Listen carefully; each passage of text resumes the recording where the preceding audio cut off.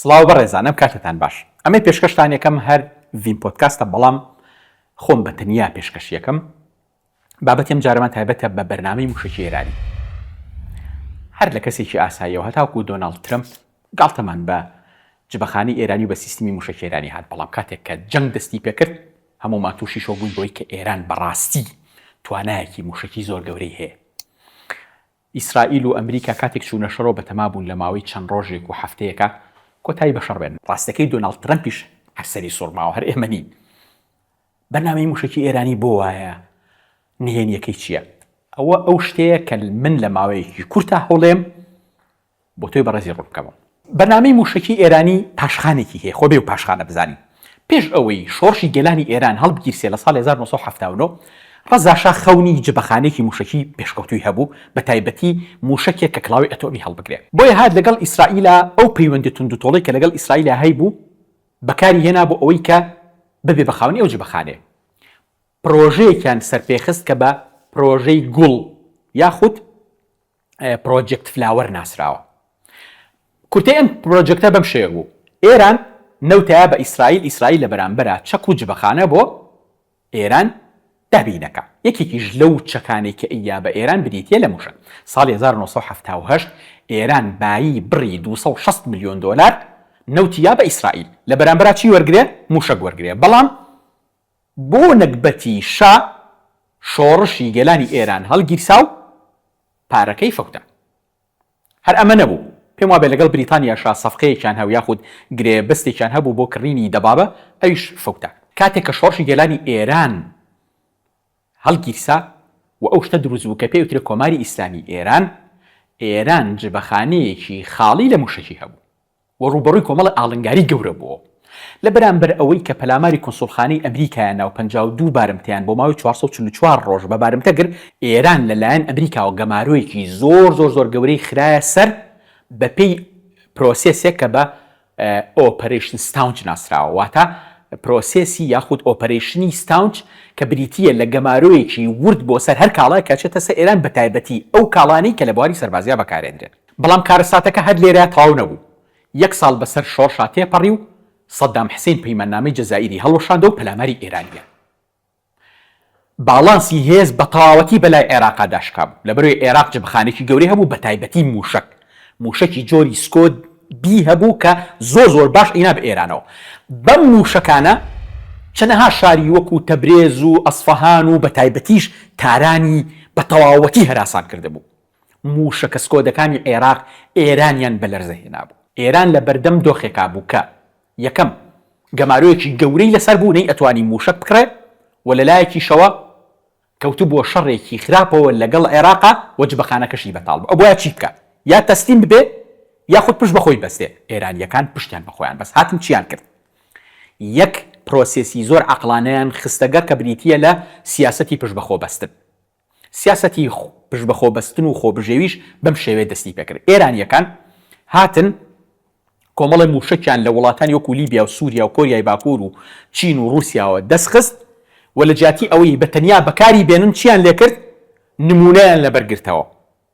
ئەمە بوو بە بەردی بناغەی بەرنامەی موشکی ئێرانی. لەناو ئەم پرۆسێسەیە واتە پرۆسیسی لە بەرگرتنەوەیە کێ ڕۆڵی سەرەکی هەبوو؟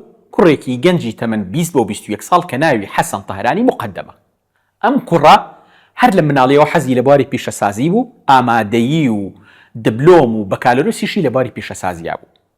پێش شۆڕش لە کۆمەڵێک کردەوەی دژی شایە بەشدار بووە، بۆمبی دروست کردووە و پێ ئەچێت لە کاری سەربازیە بەکارهێنرا بێوانە. حەسەن تەهرانی مقەدەم داوای کرد هەر چەکێکی عێراقی کە دەستی بەسەراگیرێ بیهێنن بۆ لای ئەو بۆ ئەوی کە هەڵی بووە شوێنێ و بزانێت چۆن ئیشەکە و لەبەری بگرێتەوە. ئەم شتە پێی ئەوترێت ریڤێرس ئینجینیێرین، واتە هەندەسەی عەکسی یاخود ئەندازیاری پێچەوانە. ئەندازیاری پێچەوانە چییە؟ کاڵاکە دێتە بەردەست هەڵیەوە شوێنی لی تێ ئەگەی کە چۆن ئیشەکە دوایی لەبەری ئەگریتەوە پەرەی پێ. ئەمە لە کۆپیکردن لە ئیسیساق جیاوازە یا لە تەقلید جیاوازە، چونکە تۆ شتەکە وەکو خۆی دروست ناکەیتەوە بەڵکو لەبەر ئەوەیە نمونەیەکی خۆ دروستەکەیت و پەرەی پێی. نهێنی بەرنامەی موشکی ئێرانی لە ئەم خاڵەیە کە پێی ئەوترێ ئەندازیاری پێچەوانە. لە ئەنجامی ئەم پرۆسێسەیە ئێران بە لەبەرگرتنەوەی موشەکەکانی جۆری سکۆت بی، سکۆتسی، نۆدۆنگ ئەی کە ئەمانە موشکی ڕووسی و چینی و کۆریایین هەروەها و سوودانیش هات دوو جۆر لە موشکی دروست کرد، موشکێکە بە سوتەمەنی شل ئیشەکە لەگەڵ موشکێکە بە سوتەمەنی ڕق ئیشەکە. ئێستا بەهۆی هەواڵەکانەوە هەمومان ناوی موشکە ئێرانیەکان نەزانین، بەڵام سەرەتا ئێرانیەکان چەند نمونەیەکی سەرەتایی ئەم موشکانیان دروست کرد، واتە کاتێک سکۆت بیان بەردەستکەوت جۆرێک لە موشکیان لێ دروست کرد کە بە شەهابیەک ناسراوە، دوای شەهابیەکیان پەرێ پێیا شەهاب دوو شەهاب سێشیان دروست کرد، بەڵام پێش ئەم نمونانە موشەکە بڵێ نزیک مەوداکانی وەکو زەمزەم و زیلزال و ئەمانیان دروست کرد، دوایی پەرەیان بە جبەخانەکەیان هەتا گەیشتنە ئەوەی کە ئێستا ئەتوانن موشکێکی وەکو سجیل دروست بکەن کە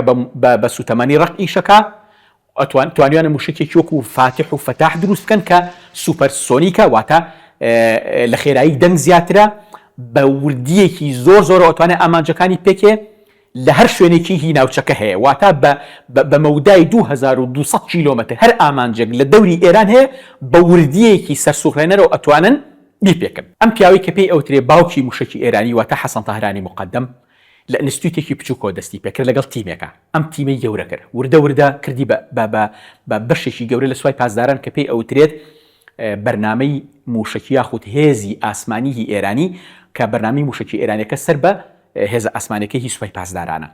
ئێستا گەیشتۆتە ئەوەی کە ئێران وەکو باسەکرێن نزیکی 6,000 موشکی جۆرا و جۆری هەیە، وەکو موشەکەکانی ئیماد، شەهاب 1 و 2 3، فاتح، ئیماد، فەتاح، سجیل، خوڕەمشەهر، خەیبەرشکێن، حاج قاسم، حتا موشکێکیان هەیە بە ناوی پاوە ناودرا پاڤە، ینی ئەنوا ئەشکاڵ جۆرا و جۆر موشکیان هەیە لە مەودا نزیک، مەودا مامناوەند، هەروەها مەودا دوور. ئەنجا ئێرانیەکان لە پاڵ ئەم بەرنامە موشکیە هاتن بەرنامەی بۆشایی ئاسمانیشاندانا کە لەمەشا زیرەکێکی زۆر تایبەتیان بەکارهێنا. بەرنامەی موشکی ئاسمانی بەرنامێکە کە بۆواری مەدەنی بەکارهێنرێت، ناوی ئەو موشکانی کە لە بەرنامە ئاسمانەکان بەکاریان هێنا وەکو ناوی موشکە سەربازیەکان نەبوو، جیاوازەکان لە چیا بوو؟ موشکە سەربازیەکان ناوی دینیان هەبوو، بۆ نمونە خەیبەرشکێن ناوێکی دینیە، زیلزال، زەمزەم، ئیماد، فاتح، ئەمانە هەمووی ناوی دینین، زیلجەناح. بەڵام ئەو موشکانەی کە لە بواری مانگە دەستکردەکان و هەڵدانی مانگی دەستکردا بەکاریانە هێنا ناوی نادینیان لێنان، بۆ نمونە ناوی وەکو قاسد، سەفیر، سیمورغ کە ئەمانە چەند جار تاقی کراونەتەوە و هەوڵ دراوە لە ڕێگەیانەوە مانگی دەستکرد بخرێتە بۆشایی ئاسمانەوە. بەڵام ئەمریکی و ئەوروپیەکان پیانەوە بوو کە ئێران لەمە فێڵی لەکردوون. بۆچی؟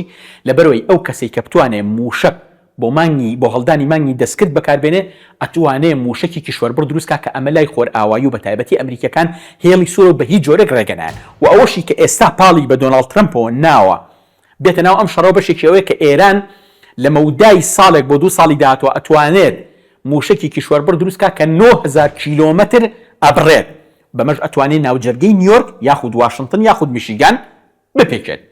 بۆیە سیستمی موشکی ئێرانی خود بەرنامی موشکی ئێرانی بەرنمەیەکی زۆر پێشکەوتووی گەورە و مەترسیدارە.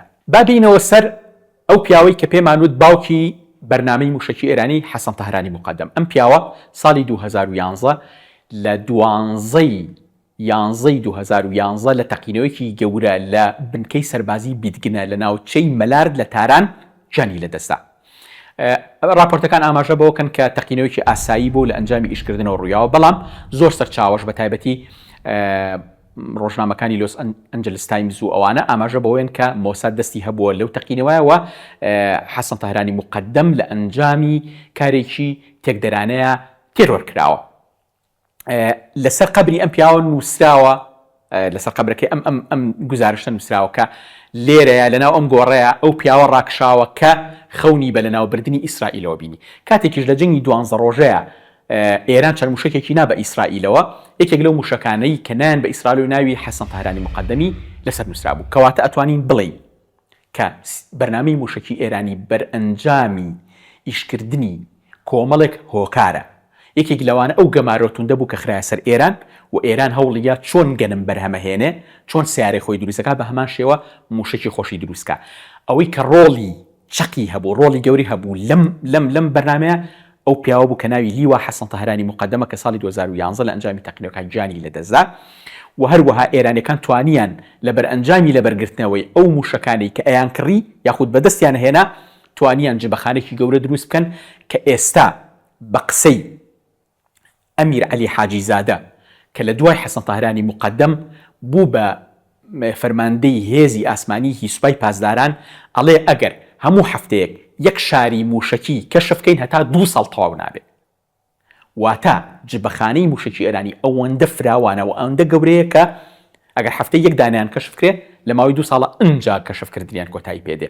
کەواتە ئەمە ئەیسەلمێنێت کە ئێران بە پشت بەخۆ بەستن لە بەرگرتنەوەی تەکنۆلۆژیای هی موشکی توانیوێتی لەسەر پێخۆی بۆستێ و ببێ بە ئەو دەوڵەتە گەورەی کە ئێستا توانێت بربەرەکانەی ئەمریکا و ئیسرائیل بکە و نزیکی دەوڵاتی چواردەوری خۆی هەراسان بکات. بە کورتەکەی توانین بڵین چیرۆکی بەرنامەی موشکی ئێرانی بریتیە لە ڕوبەڕووبوونەوەی ئاڵنگاریەکان. کاتێک کە تۆ دەست ئەندرێت بینت پێداویستەکانت لێ ئەگیرێتەوە ئەتوانی داهێنان بکەیت. کەواتە ئەتوانین بڵین ئێران چۆن توانی گەنمی خۆی سیارەی خۆی و هەموو کاڵەکانی خۆی بەرهەمبێنێت توانی لە بواری سیستمی موشکیشا پشت بەخۆی ببەستێ و نەبێ بە دەوڵەتێکی بەکاربەر واتە بەردەوام ساڕۆخی بدرێتەوە بەکاری بێنێ نە ئەوان ئەوەی کە بەدەستیان هێنا لە بەریانەگرتەوە توانیان ببن بە خاوەنی ئەو هێزە گەورەی کە ئێستا هەیە. ئەوەشی کە جێی سەرنجە ئەوەیە کە ئێران بۆ هەر یەکە لە حیزبوڵڵا هەشتی شابی لە عێراق سوپای سووریایی سەردەمی بەشار ئەسەد حەماس و ئەوانە توانیوێتی سیستمی موشکی لۆکاڵی دروست بکە. وەکو بازەکرێ بە تەنیا حیزبوڵڵا خاوەنی نزیکەی 130,000 موشەکە 130,000 ئەمە یعنی ژمارەیەکی زۆر تۆقێنەرەوە لەگەڵ ئەوەش باز دەوکرێت کە لە عێراق کارگەیان دانەوە بۆ دروستکردنی دۆرۆن و سیستمی موشکی و پێشتیش لە سەردەمی بەشار ئەسەدا کارگەیەکیان لە سووریا نەبوو کە لە کاتی ڕووخانی بەشار ئەسەدا ئیسرائیلیەکان لیانە وێرانیان کرد. ئەمە بریتی بوو لە چیرۆکی بەرنامەی موشکی ئێرانی و دامەزرێنەرەکەی و باوکە ڕۆحیەکەی. بە ئومێدم سووتان لێوەرگرت بێ تاوەکو پۆدکاستێکی دیکە بەخواتان سپێرم هەر ساو و سەلامەت و تەندروست.